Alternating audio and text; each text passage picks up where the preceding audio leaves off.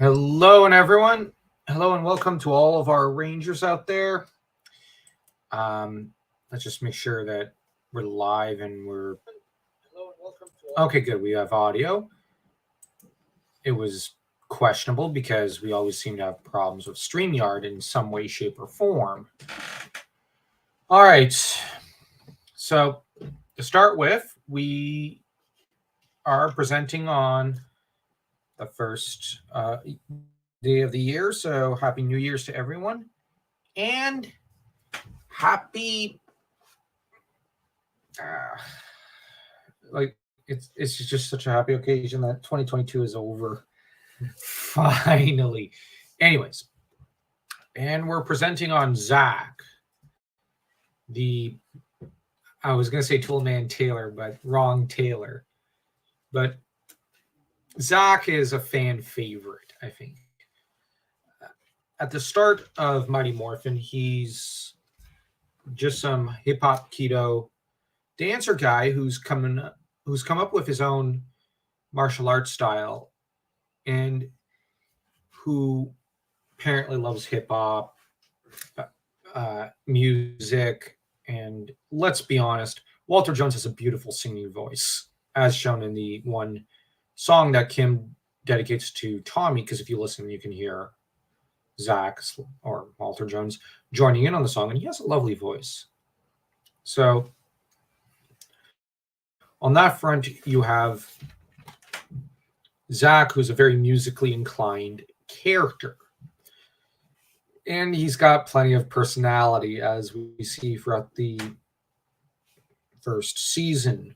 That was the only season that he showed up for, because things happened, Saban, and didn't want to pay money and whatnot. It happens. And let me just check to see what this is. Okay. It's just our Wi-Fi connection's a little weird. Okay. Well, in Day of the Dumpster, Zack's one of the Rangers summoned. And of course, he is one of the first to morph. I think he is the first, because in the, I think it's Mastodon and then everyone else follows.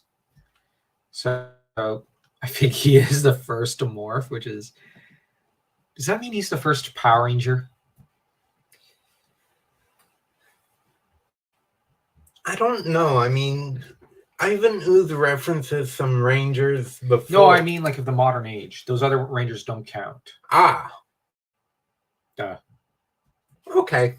Yeah, I guess he's the first real Power Ranger. Good for Zack.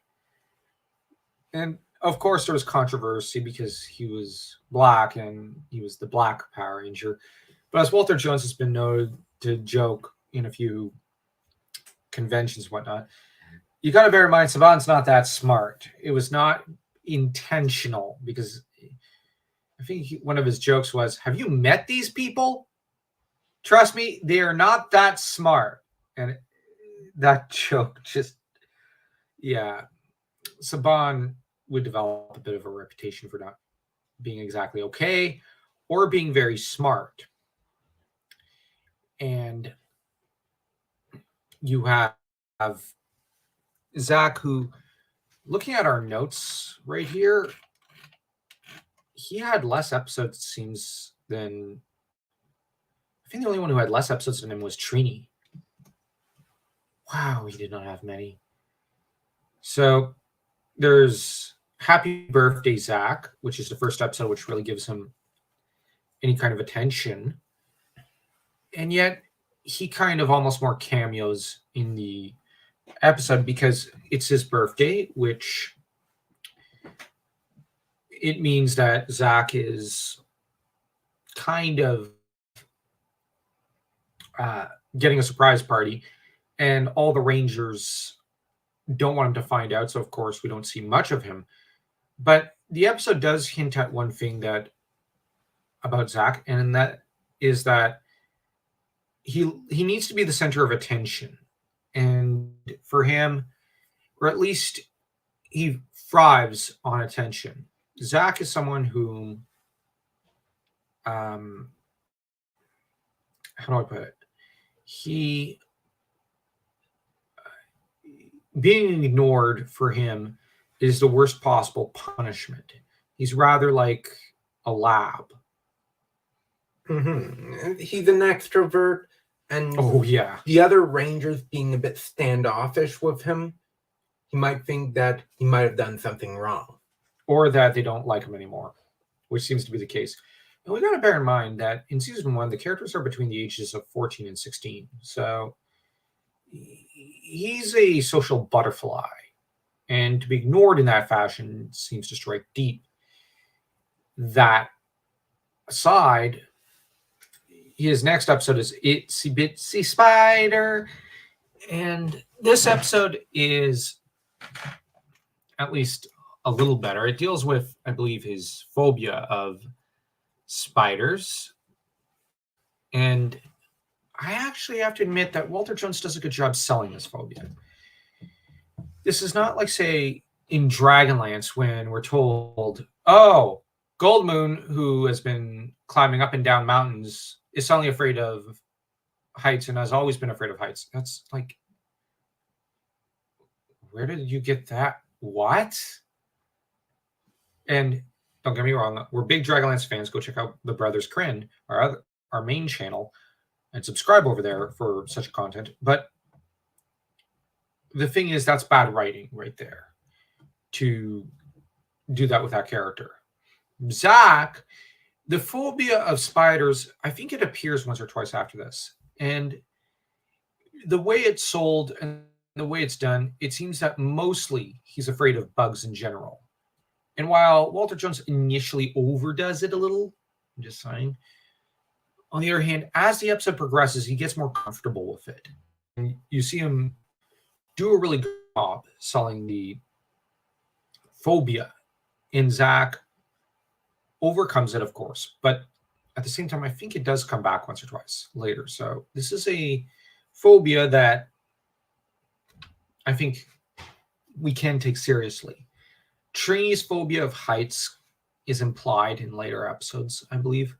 But for the most part, I think Zack's one of the main Rangers who seems to have a phobia that's actually a deterrent for him in his life.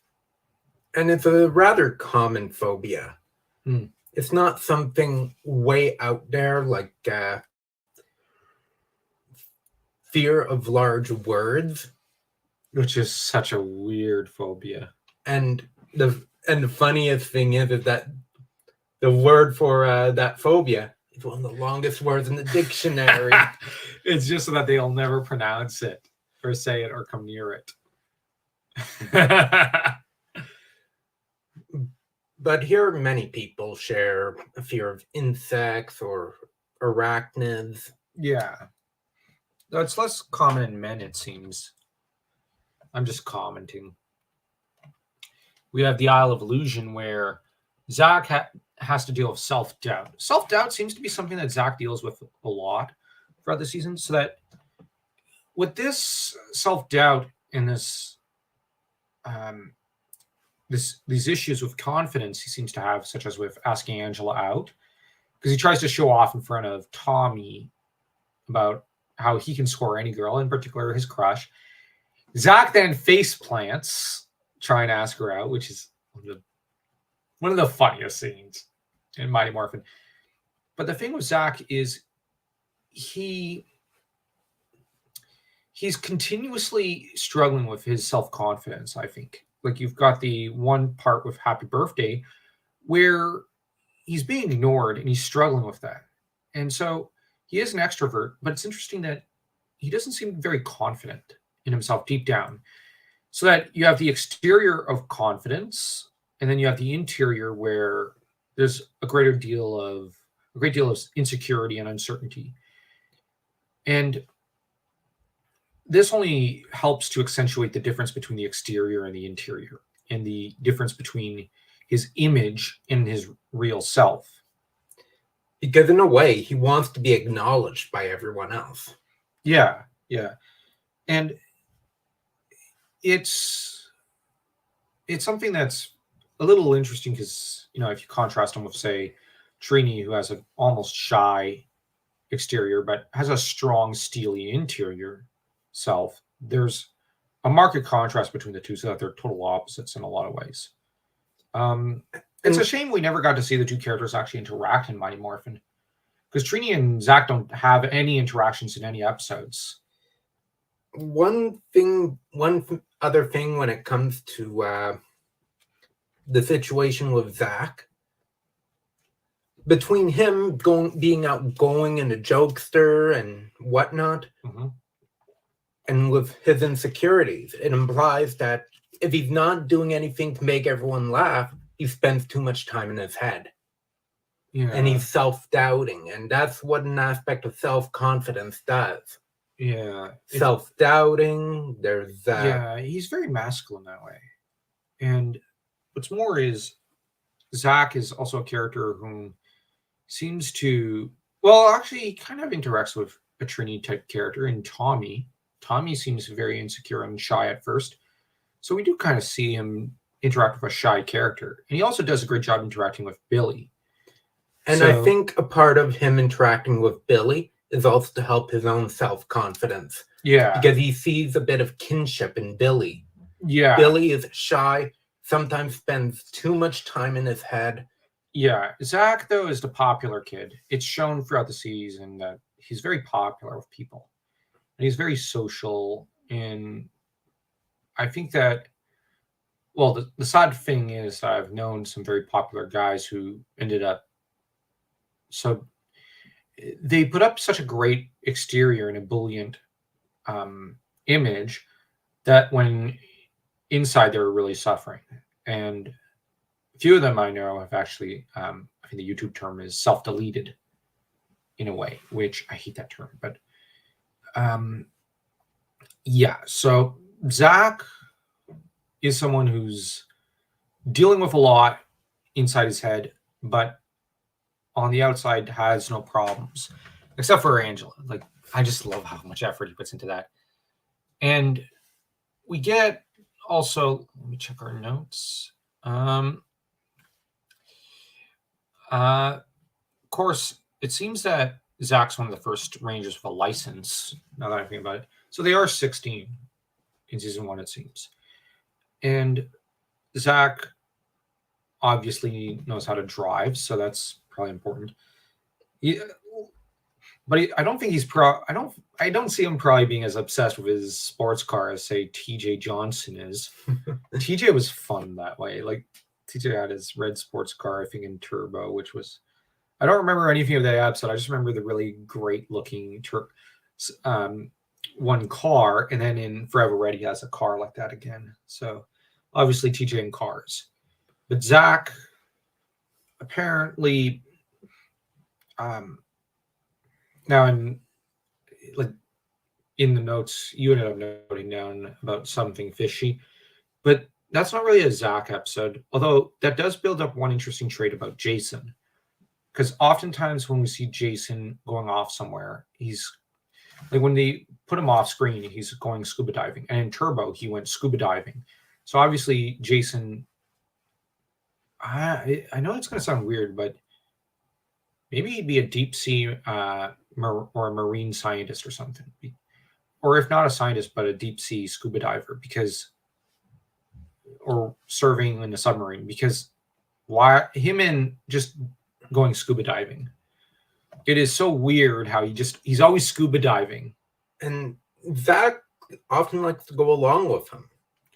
Yeah, but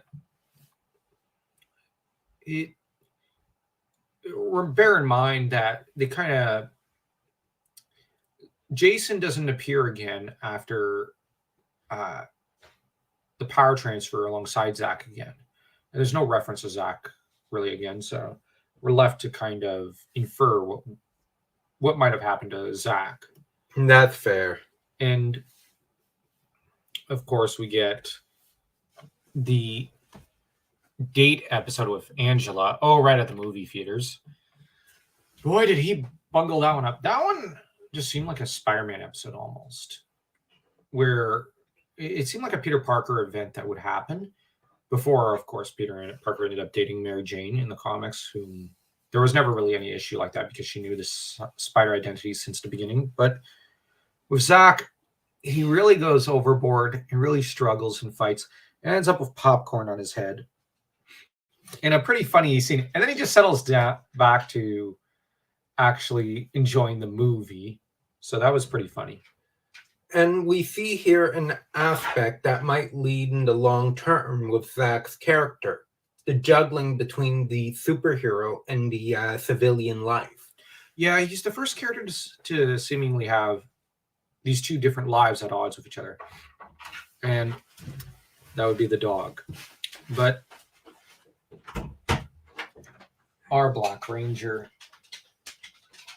And yeah, it's funny because Zack seems, in my opinion, to probably be the first Power Ranger to kind of give up the mantle for probably what I guess we could call love, in a way. Like, he gives it up for a civilian identity.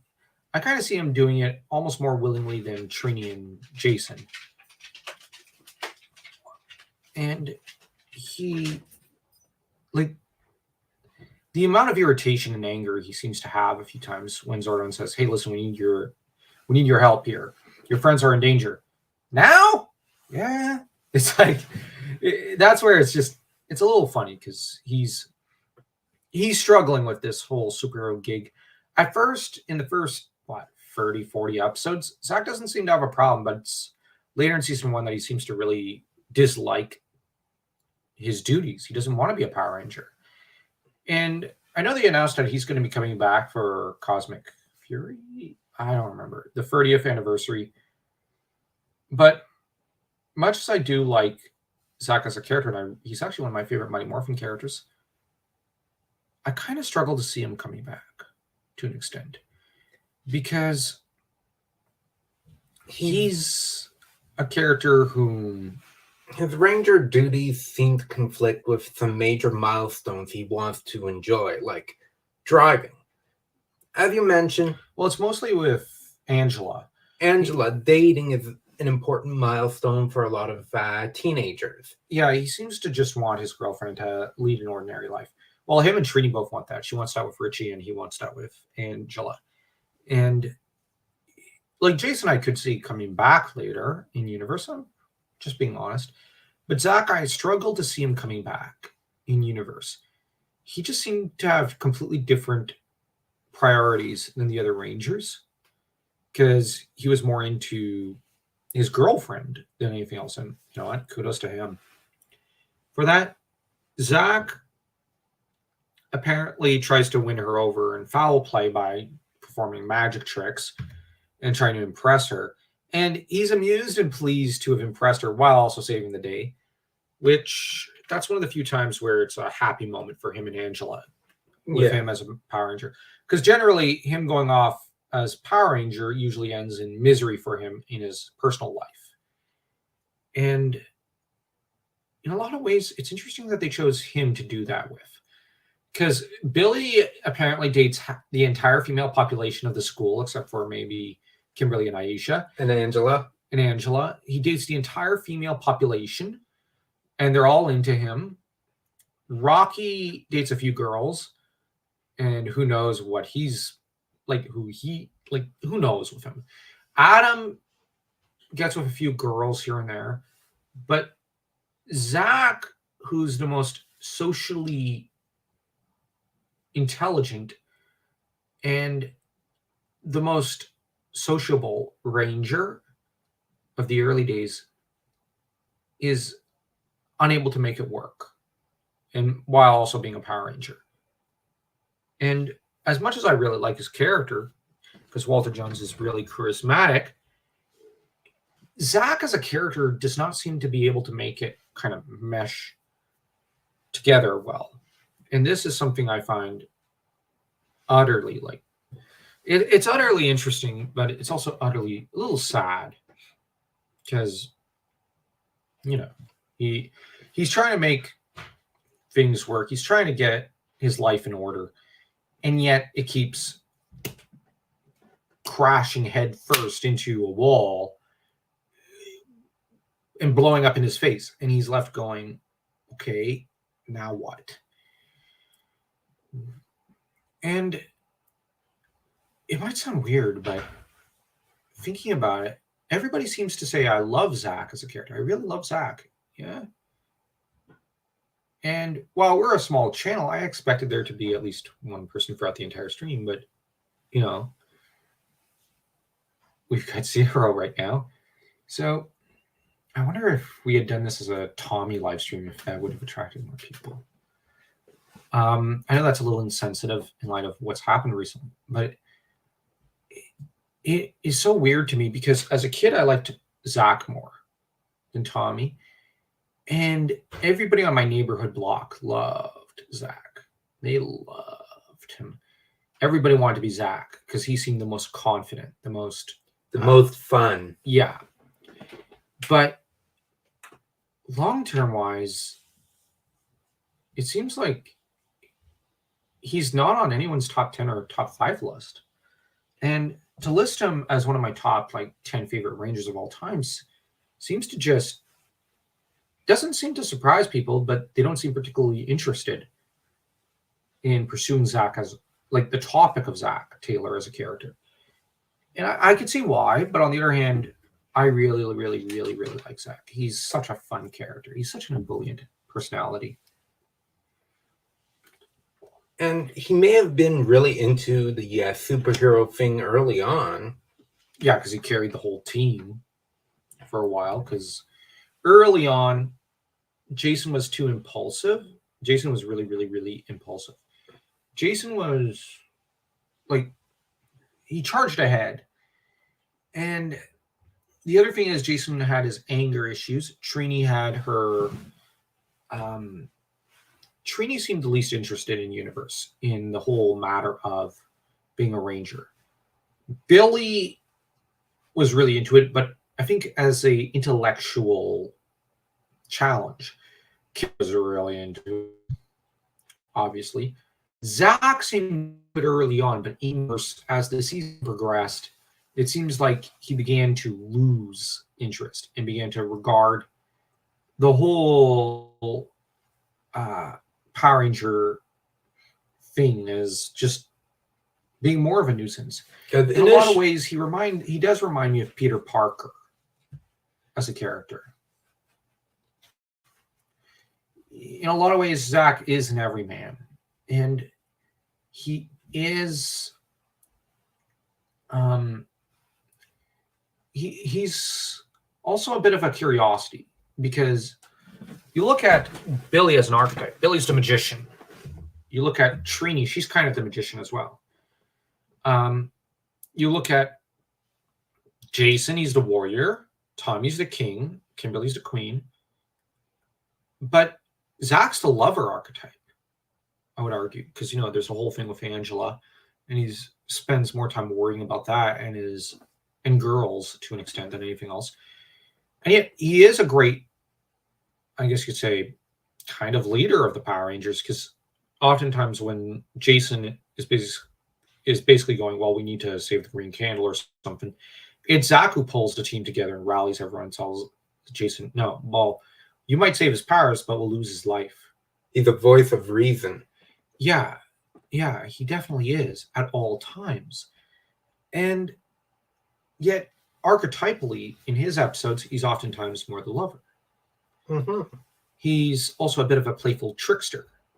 But the weird thing is, as much as him and Rocky kind of share the same personality, Rocky is more a warrior archetype character, whereas Zack is more a lover. And this difference is really, really fascinating to me. And it marks Zack apart, because let me think about that. Who would probably be the next lover archetype character? Let's see. Adam kind of is, but Adam's, I would argue, is probably a warrior of sorts. You have Zero.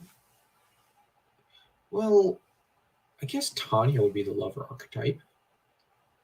What of Kat? I was trying to avoid discussing her in that context. Because with her, that means we have to undermine her character.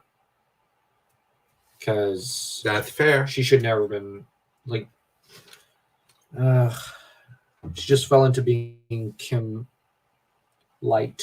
And when you talk about her as a lover character, I prefer to look at her as a warrior in Zia, where she gets her own episodes, and we mostly see her as an action girl. I really like her in that role, in that capacity. But, or even as a magician archetype. Magician would probably have worked better for her.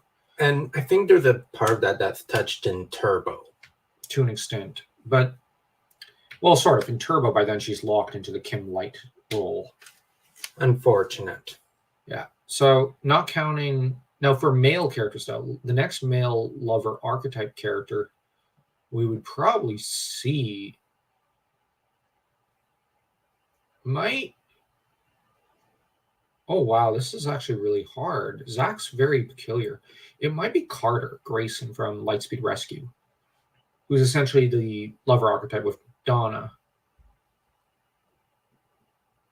Yeah, I was thinking just that. Wow, like this is not a common occurrence. Zack's a very peculiar and unique character in that regard. And he does get a few hedonistic moments. He does get a few moments of getting carried away. And when I say hedonistic, I don't mean like overly indulgent in food or women, but I mean like he's indulging his ego, or like overindulging could be various things, although he does occasionally indulge too much in food and women to an extent. And he's willing to buy the affection of Angela, forgetting for a minute that he should win it, not buy it. And that doesn't go over very well in the one episode where he has a double date with Tommy and Kim and Angela and whatnot. But Zack, mostly it seems later in season 1, mostly works to encourage Tommy to gain confidence and Tommy to get into, like, to score Kim, so to speak. There's the football episode where he encourages Tommy along. Zack's mostly a figure of encouragement and a best friend character. But he's not a sidekick like, say, Aeolus from Hercules' Legendary Journeys. He seems more of a character who is, like I said, the lover archetype. And in Oyster Stew, boy, does he screw it up. And you have the one, I think, Necklaces with Angela, and that goes all sorts of wrong. As well as can be expected. Yeah. Zack seemed to have butterfingers when it came to trying to score the affection of Angela. But then I think at the end of the episode, he kind of sings her a song and wins her back, which it was a pretty nice moment. Most of Zack's efforts seem to revolve around trying to win the love and approval of his lady. If you do look at him in the context of a warrior, I guess you could say it's more like one of the knights trying to win the affection of the Lady Love, the Queen of Love, so to speak. And one should probably look at him in that context. But I would argue he's definitely the lover archetype. He's everything, like half his storylines have to do with Angela. Like, let's be honest. Or with encouraging Tommy towards trying to win over Kimberly. And Tommy probably would have been slotted into the role of the lover archetype were it not for later seasons that slotted him into other roles. And that's where he's one of the most unique characters in that regard. I know we keep going over that, but as far as Black Rangers go, most of them are typically warriors. Adam has a few romantic episodes, but it's not till he's Green Ranger that you really see him as a romantic lead in some ways. But Adam is typically a warrior, showing off, and otherwise fighting his... Like if in the movie, for example, the 95 movie, he's purely a warrior. You look at who's the next Black Ranger? Carlos. Carlos. Okay. I want to say he's a warrior, but he's more a clown. Carlos is a bit of a joke because, he gets blackmailed by a little girl. And the difference is Zack is not incompetent like Carlos. Zack's very evidently very competent. Carlos is utterly embarrassing in how badly he screws up. He should not have messed up that badly. Like diving into that little picture corner thing. It's the no buffoon, not even Bulk and Skull would charge in there and teleport. I'm just saying, Bulk and Skull would be off to the side going, "What's the matter with you, bro? What's the matter?" Because I get because sure, I don't understand how the pictures came out. No, it's because you step in, you press a button. He must have done that, and yeah, Carlos screwed up massively, and he should not have dove in there, even if it's not working. Even if it's out of order, you don't go in, just in case. You go to the bathroom or something. There's private stalls for a reason, and yet he goes into the one place he shouldn't to morph and teleport. It's just, oh man. But Zack is a ranger who is very curious because he's so competent. He's uber competent. He's a great leader. Like, he helps lead the team a few times. He does lead the team a few times. He's a fighter on par with Jason, and he is at Jason's level. He's level-headed and strategic, just like, Billy can be sometimes. He's got a lot of the strengths of the other Rangers. He's got, the overall strength and skill of Jason. He's got the brains of Trini. Well, actually, I should say the brains of Billy, but he's got the balance of Trini in terms of all of his skills. And he's got that resourcefulness and that pluckiness that Kimberly has. And yet, in universe, he's one of the characters who he ends up kind of cracking first and just loses his drive. So that, I guess that's one thing that's the only trait. I'm not trying to bash Jason here. That might be the only thing that Jason has over him. Drive.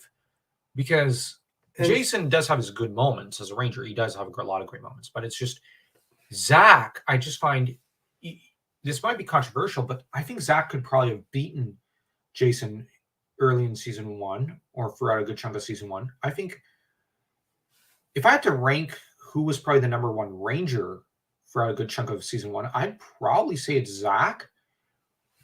And I'm not counting Tommy, but Tommy, if you include the lack of stability of the green powers, Tommy has to be ranked as one of the lowest ranking rangers because the green powers keep giving out.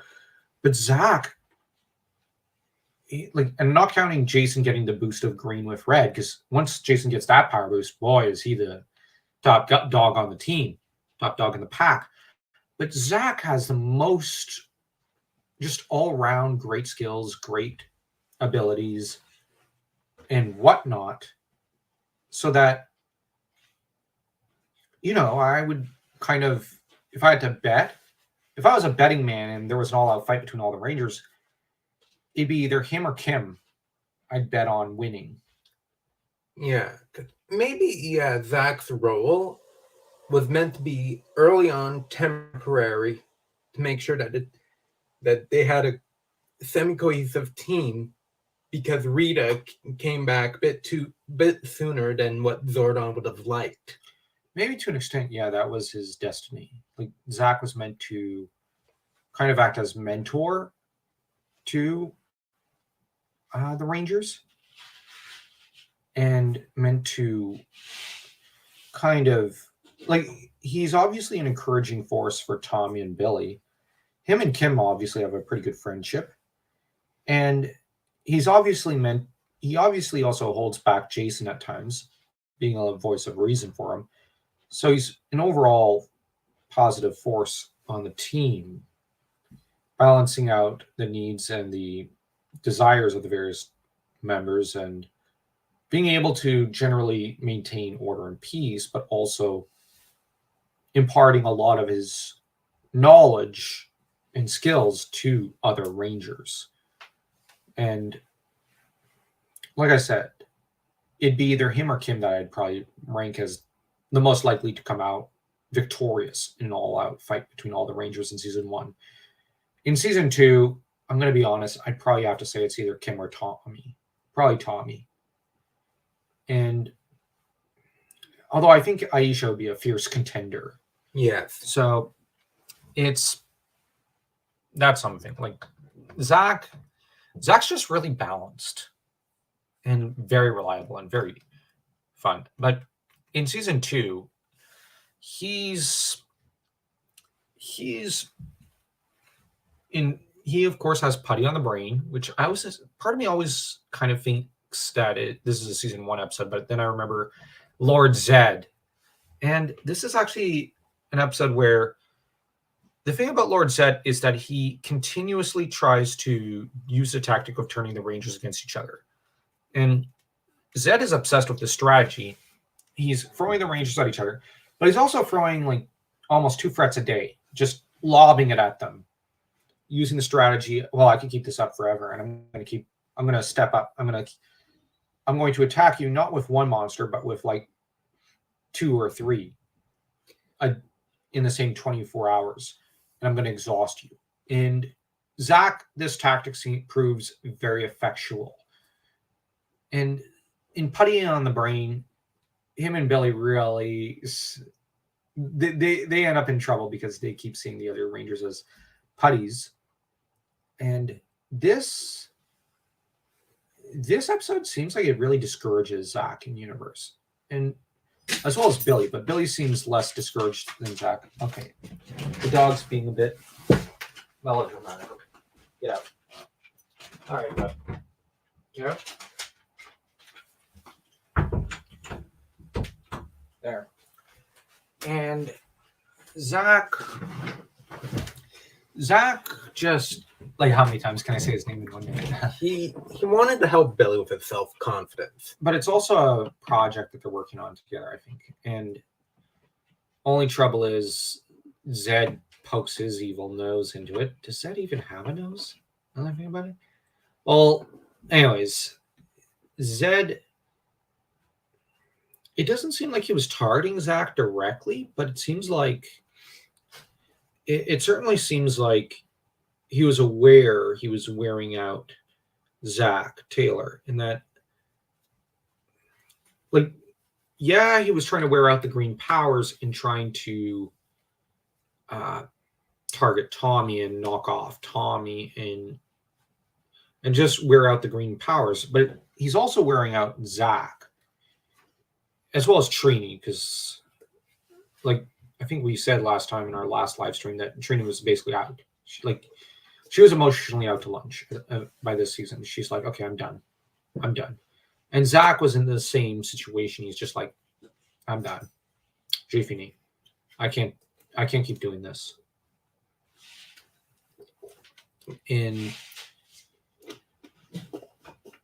For example, and if he's fighting 2-3 monsters a day, how many times can he go and go out with Angela? Yeah.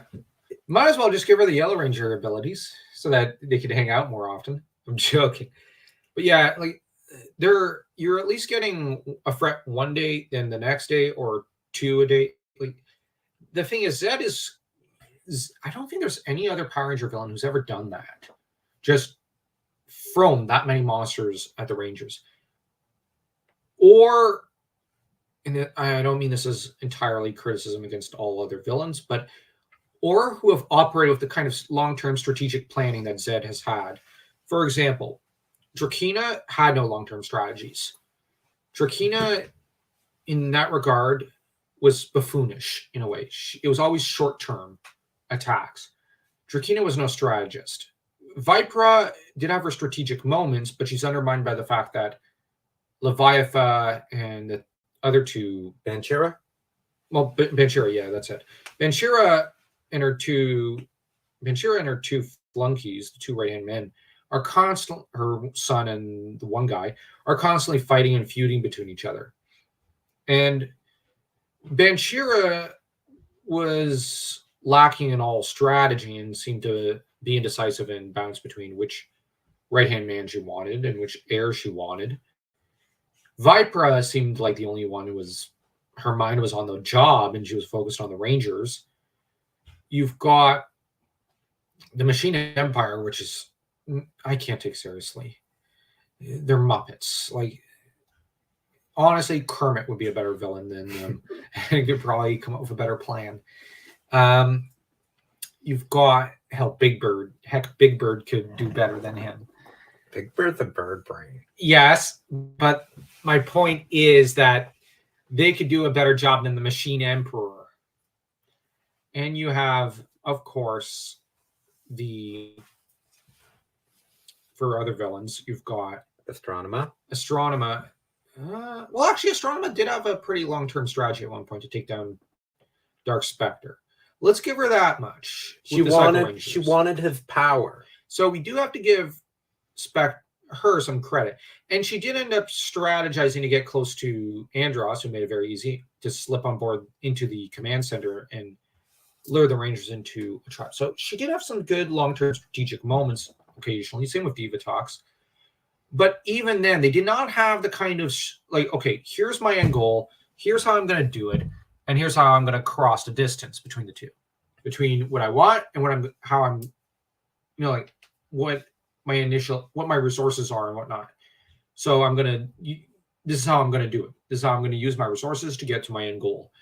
That seems to have been the thing with Lord Zed. He seemed like a guy who had a very long-term strategy. Like, okay, I'm going to wear out the Green Ranger powers, and I'm going to try to drive essentially the Red Ranger into a berserker fury so that he's not thinking, but also exhaust him to an extent. And I'm going to exhaust a Yellow and Black Ranger. But I think he was also trying to exhaust Billy and Kim, but it didn't really work out that way. And I think the first real loss that he actually suffered was probably in power transfer. His goal was to deny the Rangers that sort of light.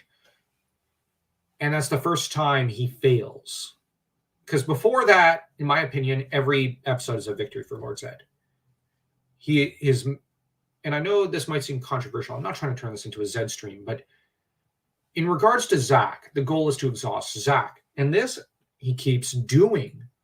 Rita was doing a good job with that. Like, Rita was exhausting Zack really well. I think Zack was kind of one of Rita's targets. And that she was trying to tire him out and get him aggressively angry about his dates being interrupted. Rita was essentially causing the dates to constantly get interrupted. And she, through her weird, her telescope, through a weird telescope, she was looking down on Earth and able to see that Zack was, and even here, because it allows you to hear what's happening on Earth, which is really weird.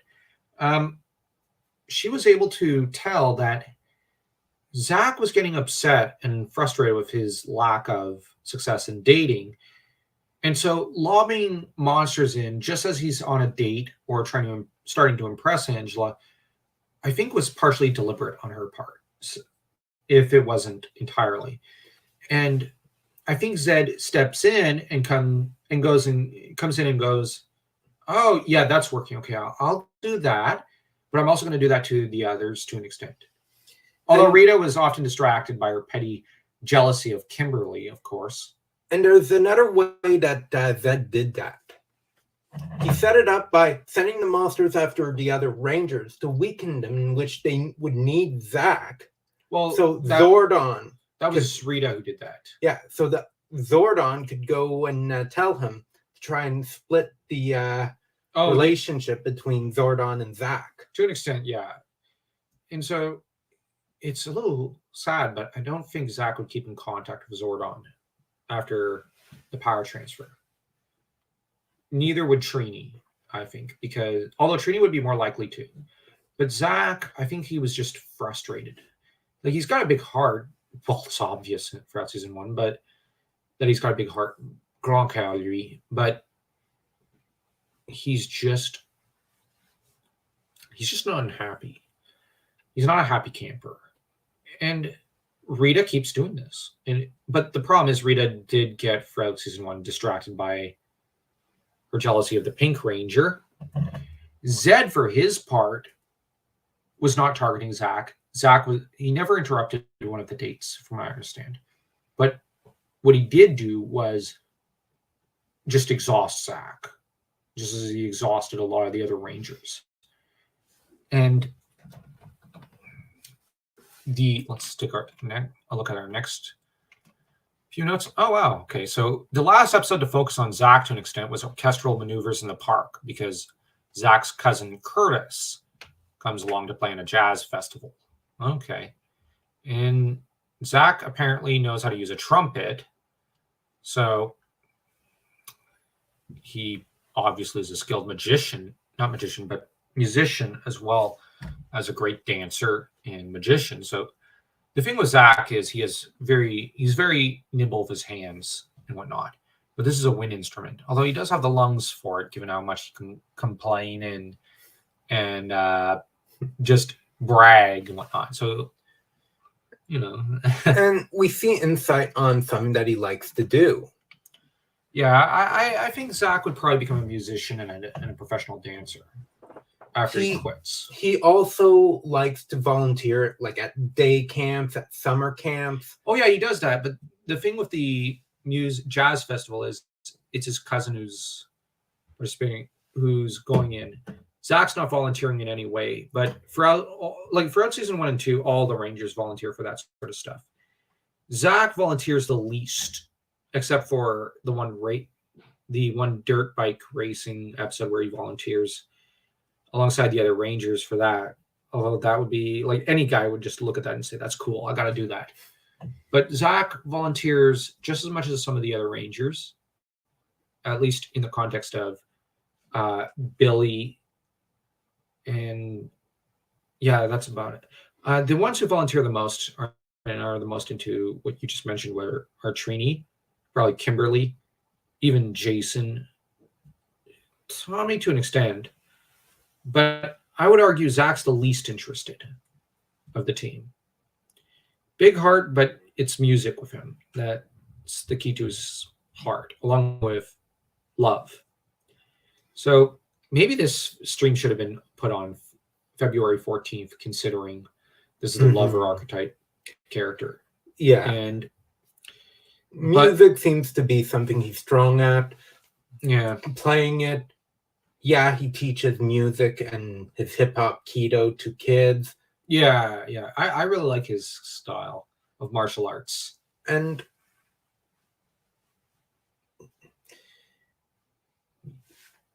you know what? Maybe music is... Yeah. I always kind of imagined that while he was in Switzerland, he'd be one of them to hop over to Italy, to Bonn in Germany, and to France to check out the music scene and impress the people around there with his musical skills. I kind of imagine that he might not come back to America. That said, Angela would probably go join him in Europe, in universe. That's what I kind of imagined. It's like when I was younger, it was like, there's no way he's coming back. Or if he is, it's only because Angela's in America. Then he's going to be hopping back to Europe or over to Asia, considering the music scene in real life has shifted more towards Asia. In particular, I think Japan, Korea in recent decades. So I'm just saying, like, the thing with Zack is music and love, which, as Robin Williams once said in Dead Poets Society, these are what makes life worth living. And Zack always had a great big love for living. But then you got the power transfer with him, which I'll just close that file because there's no need for it anymore. The power transfer season exunt from the series. So the trouble with Zack is he got some of the least amount of attention. We don't get a hanging plot thread between him and someone else like Trini and Richie, or Rich or whatever. And I would have liked to have seen Trini come back at least for one episode to resolve that plot thread. But with Zack, I don't think there is a hanging plot thread. We know he loves his music. We know him and Angela are a thing.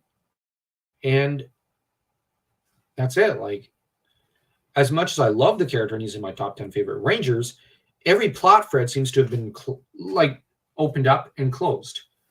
He helps out his cousin Curtis musically, and his cousin Curtis succeeds.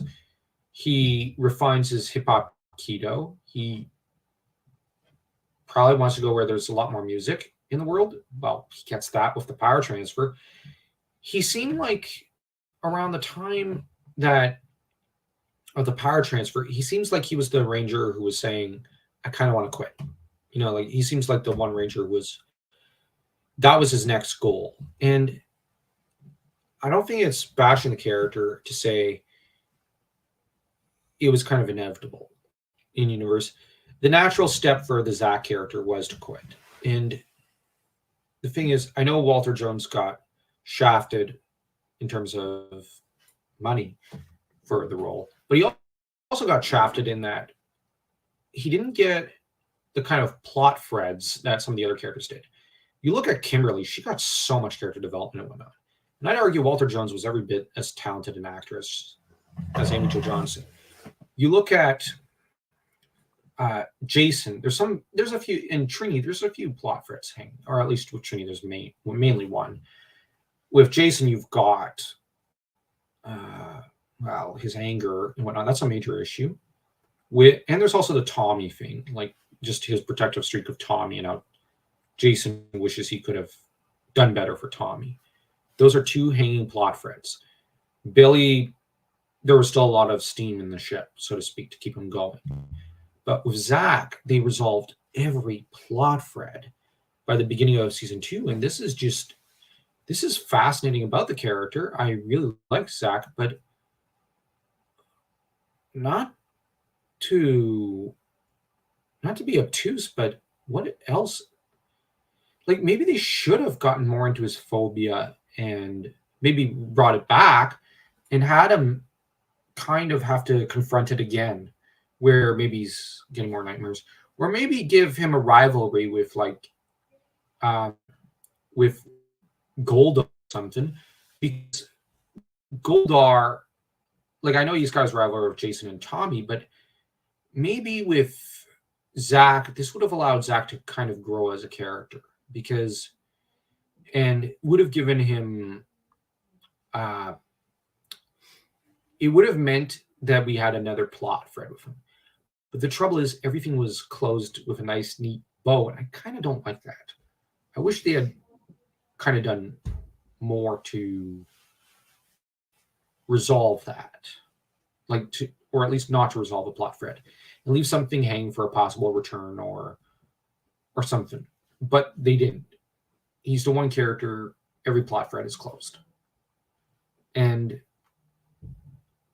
I really like the character, and so I feel really disappointed to an extent that, you can't really bring him back to an extent. You can bring him back maybe for an anniversary episode, but I kind of don't think that there's, like, other than, oh, look, he was in season 1. I really love Zack. Like, there's no plot thread. And that's something I have a beef with, because, like, bring him, like, give him some more plots. Like, the phobia thing was so well done. And yeah, there's Angela and whatnot, but there's also, heck, if they had given Angela maybe a little sister or something, and Zack's trying to impress this younger girl to get in the good graces of his girlfriend, that'd be really funny. And you could even start to show that Zack has a soft spot for kids. But they don't really have Zack interact too much with kids. That's more something that they do with Rocky. And Rocky really steps more into the role of Gawain and whatnot, like a knight in shining armor for little kids and whatnot. Yeah, they didn't really take as much of an interest in Zack. No, they didn't. And that's a crime. Like, in my opinion, they kind of took more interest in Trini to an extent in hindsight, because Trini got all the awareness episodes, and some of that was good. Some of those episodes were pretty good. And they wanted to put the hanging plot thread with Rich. Jason got a bit of interest. Kim got all of their interest, as did Billy. The production cast may have hated David Yost for no reason. I know the reason, but I'm just saying it was a dumb reason. And yet, they focused more attention on him. GDF may have gotten a lot of abuse from the production cast. Good Lord. And yet, Walter Jones, who had all this charisma and charm, all this energy, got so little attention from them. Which is unfortunate. Because Zack is such a great character. So much energy, so much charm. And, yeah, like, oh, man. In a fanfic or something, he definitely should have come back. So, we've kind of run out of things to say about season 1, Zack. There. Like, we've tied it up with a neat little bow. All right. We'll probably turn this into a separate video at some point, or do a video about it. But real quick, off the top of your head, let's say you had to bring back Zack in a future season. Which season would it be?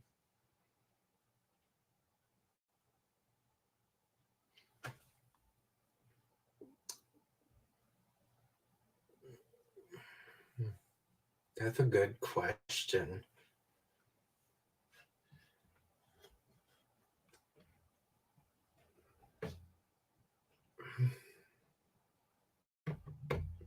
Part of me would consider Turbo, but no. Because he'd love the cars too much. Yes. Sorry, half the plot would be, Zack, get out of the car. No, I'm in love. Like a French Quebecois or something. And you've got, no, Zack, that's not your car. That's TJ's car. I ain't stepping out. Sorry, I'm joking here. I really love Zack, but he'd be a car nut. And sure, Jason dealing with them in space, but in Turbo, the second team, I think it could work with him in Turbo. I think it would work better with Aisha. That's fair. Because there was a tease of a toy or something with Aisha as a silver Turbo Ranger. That's true. I'd probably say either Lost Galaxies or Time Force. Actually, Time Force would be an interesting one. Yeah, I know, right? Because it would tie back to past Rangers. I mean, you're dealing with time travel. Yeah, you could have time travel. Them surprised to meet up with Zack. That might sound weird, but maybe by bringing in Zack, it could be a case where they were not supposed to interact with Zack, and then the time stream kind of starts to change a little, and they go, "Wait, what?" Zack's now been essentially becomes one of a ranger alongside them, and that's where they're going, "Okay, what do we do about this?" And so, you get this.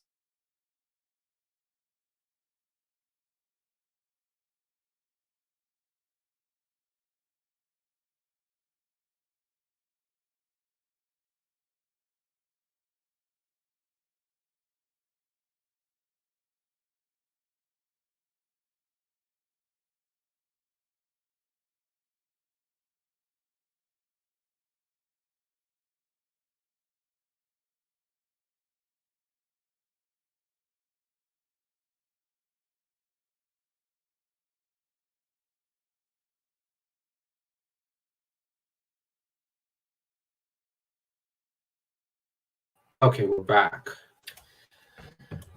Oh, no, wait, I'm supposed to... We're back! It's 1, 2, 3, 4, 5. And that's amazing. That's the same combination I have on my luggage. Another part of me thinks that he would also work great as a mentor to a future Ranger team. Yeah. Like a trainer. Yeah, maybe that Academy season with Jason recently would have been better with Zack. Not to say it was the idea was bad with Jason. No, it could work with Jason really well. But maybe with Zack it could have worked really well too. But my point is just like out of those early seasons, like for me it'd be either Time Force or Lost Galaxies.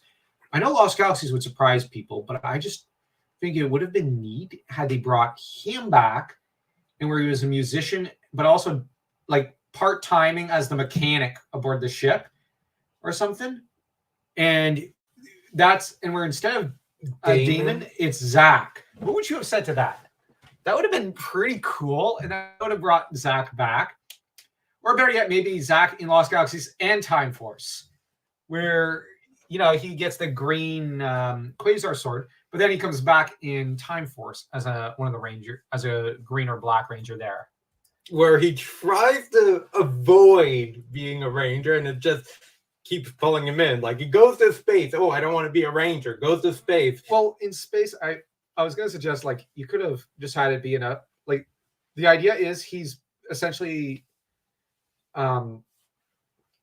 Heck, if you brought back Angela, it could be that they briefly broke up and she's aboard the one ship and he's staying on Earth, but gets dragged in because this is where Zack's sense of right and wrong kicks in. And when you have, Lost Galaxies. You have, I think it's Kai and Leo come in and say, listen, we need the ship. And you have Zack. All right, hold on to your seatbelts. Where Zack, because Zack's the guy who's always wanted to do the right thing and help others. And I think that him and Danny Slevin would have had great chemistry. The only thing is Zack would have been even more trouble than Leo. And if you bring back Angela, you could have an on-off thing throughout that season. And then she finally learns that Zack is a Power Ranger. Although, I'm going to be honest, I'd want them to give him more episodes than what they gave Damon. Yeah, because Damon only had one episode. Two. Oh, okay. I always forget. But one where he decided to take a kid under his wing that snuck aboard, and later when he was essentially blackballed into fixing I think Trakina's ship because she was holding many people hostage. Yeah, I think that would have worked better with Zack to an extent. Yeah. But on the other hand, Zack would put some subtle sabotage in there to screw her over still while saving everyone. Zack's just, I know I'm holding him up as a character. I just really love him as a character. I just think that bringing him back in Lost Galaxies could have worked better than, he would have been a great character in Lost Galaxies. And you could have had him also be a bit of a mentor figure alongside Mike Corbett.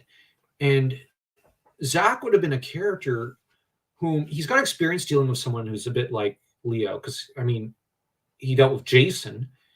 And you could have him basically trying to help Leo with his anger issues, because Leo's got them. And where, having learned from season 1, Zack steps into a very important mentor position. And it would have been also interesting to see him interact with Kai, because Kai was a great character. I don't know. Zack would have, I think, clicked into place perfectly. And I think that in Time Force, it would have been interesting to see him again, where he's back on Earth, probably married or something, and he's like, for Pete's sake, just when you get out, they pull you back in. He tries to go to the other side of the. Well, actually, no. He's just decided to part-time at a Power Ranger museum. I know, and hang out with Alpha every once in a while. I could see him playing poker and just cheating against Alpha 6. I think it is. And then he's basically thrust into outer space because, he's trying to do the right thing. And then he comes back to Earth because he's like, okay, I'm done with that. And he's stuck again with being a Power Ranger. I think that would have been really, really interesting. But where, on the other hand, I think that in Lost Galaxies and Time Force, they could have reignited his passion for adventure, his wanderlust, so to speak, his love for getting into trouble, and where he's back to being that kid in a way at heart, where he's stricken with love for morphing and whatnot, so that maybe in a later celebration episode or something, like if you had to team up again with Tommy or something, he'd be like, oh yeah, like I didn't want to do it at first, but it got fun again. And I just think that Zack's a character that could have been brought back. Like, I know I'm always talking about bringing back older characters, but it's just, I like the older characters. I know. Not everyone likes them. But I think tying Lost Galaxies in with Turbo and in space for Cassie would be great. But if you also had Zack, can you imagine Zack and Cassie interacting for the first time? That would have been interesting. Zack would have probably said one of his jokes, and she'd have made a biting comment, and Zack would have been like, great. Jason, except as a chick.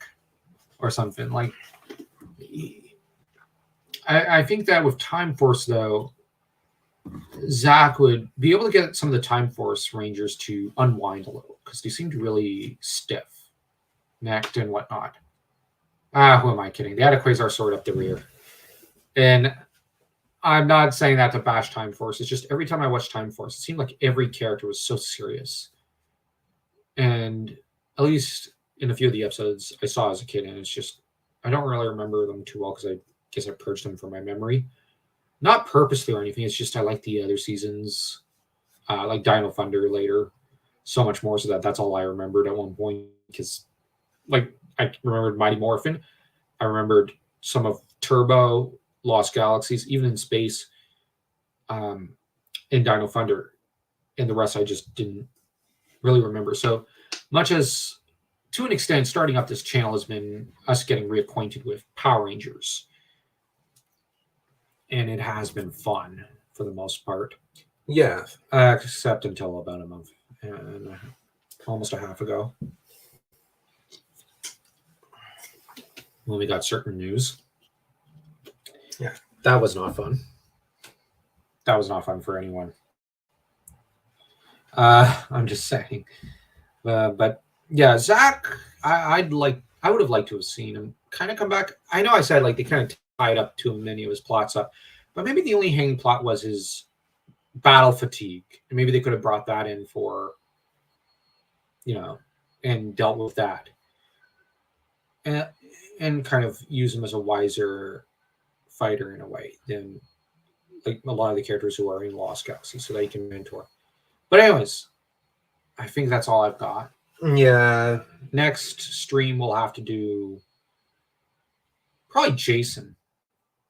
Just in the context of season 1, like, because there's a lot that can be said about him as in Zeo and whatnot. So that would be a later thing. We're gonna just focus on Jason in season 1. Nothing else, because going into any other season, like that'll extend the stream and kind of diversify the focus when focus should be on season 1. And he also appears for a few episodes in season 2. So like just the early Mighty Morphin stuff with Jason. So we'll do Jason next, and then we'll do Billy, and then we'll do probably Green Ranger Tommy, and then we'll do Kim. But as far as our next video goes, it'll probably be a review or a shot-for-shot analysis. So don't forget to smash that like button down there, because we do want this live stream to go viral and for everyone to see it. And also don't forget to smash that subscribe button. We're almost at 300 subs. We're going to need your help to do it. And you know what? Once we get to 300, the next stop is to try to hit for 500, which once we get to 500, we get a community tab, which that's always fun. And we can start making community posts and you doing a Power Ranger riddle, I guess you could say. Like maybe we'll do something like that once a week or something. And we could share, like we could probably then make community public statements about what the next video or hint at what's to come that we're going to do next. And yeah, so don't forget to stay tuned for that. And remember, Rangers, may the power protect you.